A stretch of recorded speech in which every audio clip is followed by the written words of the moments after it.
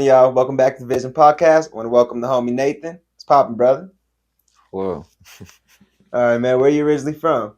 I'm originally from here in Canyon. I've lived in the Springs a little bit too. Um, but I'm pretty much born and raised down here. Dope, man. How did you get into videography?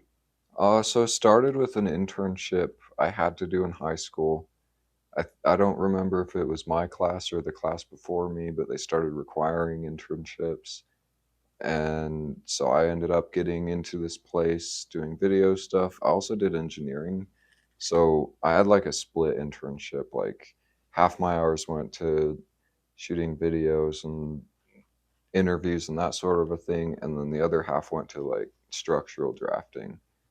All And right. from there, it kind of just spun off. I did music on the side, realized there was a need for somebody to do music videos in town.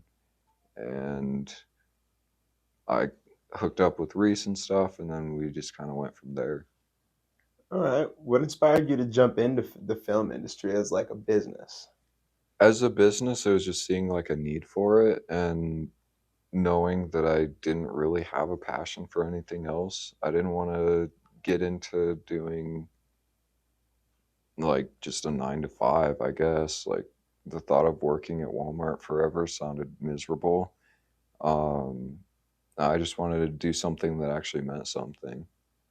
All right. What kind of film did you start creating? Because you mentioned you interned. So, like, what was the first kind of film? Like, the type of film? Did you work on like theatrical? Was it interviews, podcasts, radio? What was it? It was all interview style stuff. We had some other stuff we did too, but it was like the majority of the time was spent on interviews. We started looking at making movie stuff, but I didn't really stick around. Like I couldn't stick around long enough to get too deep into that. But All right. Do you remember the first video you did successfully? Like the one where you were like, I fucking did it. Yes. oh god, I don't know. There's been so many. I started making videos like way too young though. Like I started like making Minecraft videos was the first, or no, it wasn't even that actually. It was like Lego stop motion when I was in like third grade, All right. and that was like the shit actually. Like stop motion, I wasn't amazing at it, but I remember being like, damn, I can make my Legos walk around. Like I started with like arguably one of the harder ways of doing video, which is animation, and I was just like all in on it. But more recently, obviously, the Colorado videos, like, damn, I did that. I always look back at Reese's video, Eddie, Eddie, Eddie. That's one of my favorites I've done. So there's a lot of different stuff that I'm pretty happy with still. All right. Let's see. What are your favorite types of film to create? I like doing more storytelling stuff, like with the music videos. Um, I used to try to make short films. All of those came out terribly. Um, but like getting back into that sort of a thing I think would be fun because like right now we have we're doing ads for this bar in Springs, or bar and music venue in Springs called Ultra Flat. And like the most fun part of that is like when we start doing the skits and stuff and getting to like play around and have fun with it. Right. So It's like the theatrical yeah, kind of more themes. theatrical stuff for sure. All right. All right. So, who did you film your first music video with that you like actually took it serious in the manner of a videographer, where you were like, nah, I'm shooting a music Oh, video and it's gonna come out dope? yeah, that was Reese. Yeah. Reese was my first music video, period, apart from like little like experimental stuff I did myself. All right. What was that song called? That was Pure Cane Red Sugar Soda. All right. All right. For y'all to go If check that out. Go yeah, check it out, the yo. quality may not stand up, but it's still a vibe. So Fuck yeah, man. Fuck yeah. So, how did you meet Reese? Let's take it to the origins of y'all friendship. How did you meet Reese? yeah, so he talked about it a little bit in his interview, but I was starting like I had recently started my own business doing the video stuff, and like this is like us meeting. This isn't like the conversations that led up to it, but I saw he was doing music. I knew you guys did stuff too because I was watching your stuff when I could, but he was the first person who got back to me and was like, I do not have money, but I'll take you for the ride, pretty much. And it kind of spiraled from there. Like we started doing shows at the Steel Pan. I made a bunch of connections. Um, that first show, the Steel Pan, I was like, damn, I can actually make money from this because a lot of the artists were like, there's a videographer here. Like that shit just did not happen before. Now it's kind of everywhere though. Like Mm-hmm. everybody's got a videographer, got somebody at least that they're looking at. So All right, man. How did Chasing Mice ENT come about? How did you create Chasing Mice ENT? And what does it mean to you? Like, what does yeah, Chasing Mice ENT mean to you? so it's Chasing Mice LLC, which I guess doesn't mean a whole lot.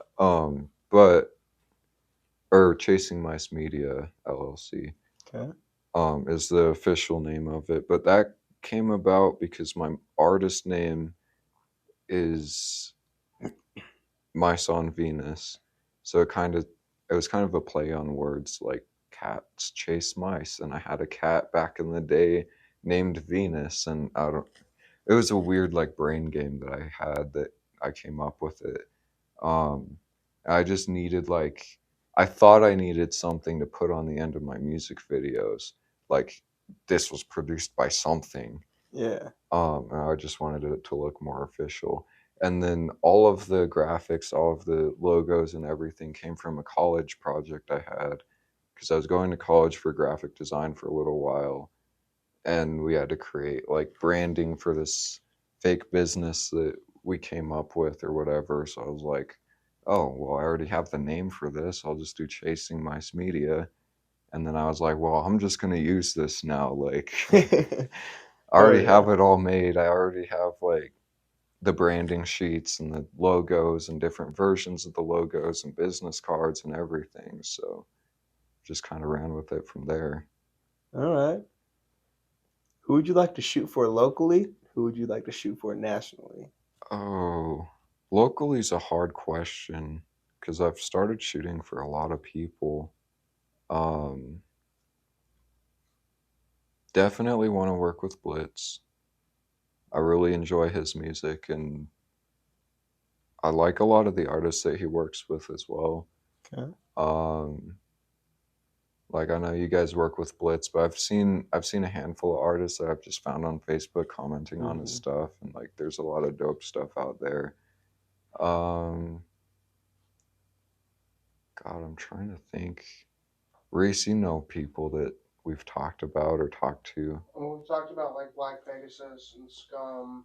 Yeah, Um, yeah. Black P's on that list. He's kind of big for Colorado, but he's definitely on the list. Scum's on the list. Um, there's some like really small artists that I really enjoy songs from. Reed Coke. Yeah, Reed Have Coke you is heard of one. Casey Music? Casey Music. We've met him Yeah, a he's handful of dope. times. He's cool. Have you heard of They Call Him AP? No, I haven't heard of You him. need to look into They Call Him AP. Okay. I'm trying to think. Trey Funk, I think is what they call him from Denver. Yeah. He's hard. Um, DNA Picasso, you should check him out. Okay. Um, yeah, there's a few of them, man. There's a few of them out there for sure. I can Yeah. see you working with and shooting some dope visuals for, man, for Yeah, sure. there's definitely a lot. I'm learning more and more the deeper we get into this that I know nobody. Like our circle feels huge, but I know nobody because there's some people in Denver just popping off that I've never Hmm. heard of. There's a big scene up there, man. There's a Oh, really for big scene. sure. Colorado has some stuff under the works, man. I feel like a lot of people sleeping on it, but that's where the blind side comes in. For So sure. it's beautiful, man. Um, what has been the most memorable videos that you have had the pleasure to be a part of? Oh, Just ones that genuinely just stick to you in your heart. Eddie Eddie Eddie is one for sure. This one I shot for Solidity like a week ago. That one was cool. Because that one was like the first time I shot in a while with just like me and an artist. So that was Okay. kind of that was fun to shoot. And then like got back here after the shoot, and I had it edited and done before I even went home that night. Hell yeah. Um, so there's a few of those. There's this one we're working on for Fozzy Styles that I'm super excited about. Um, I don't think I've shot a music video that I wasn't like attached to in some way, shape, or form. Like if I shoot it, I'm attached to it. If I'm just editing it, there's been a few that I've edited where I'm like, I hate this video. But Yeah. Should we all have those ones, man, where it's like, fuck. yeah, Yeah, it's like artists, we make a song, and that song somebody ends up loving that shit, and it then you're like, ends up motherfucker, I hate that song. I end up like enjoying it afterwards, but sometimes the process on some of them, I'm like, man, why did you shoot this way? Why did you give me so little footage or whatever? Yeah. But it ends up working out every time. So Hell yeah, man. That's the magic about it, man. The fact that you, like what you just said, anything you shoot, you're attached to. So you're really taking it with your best foot and your best intention. right, And that's dope. That's what makes the art art.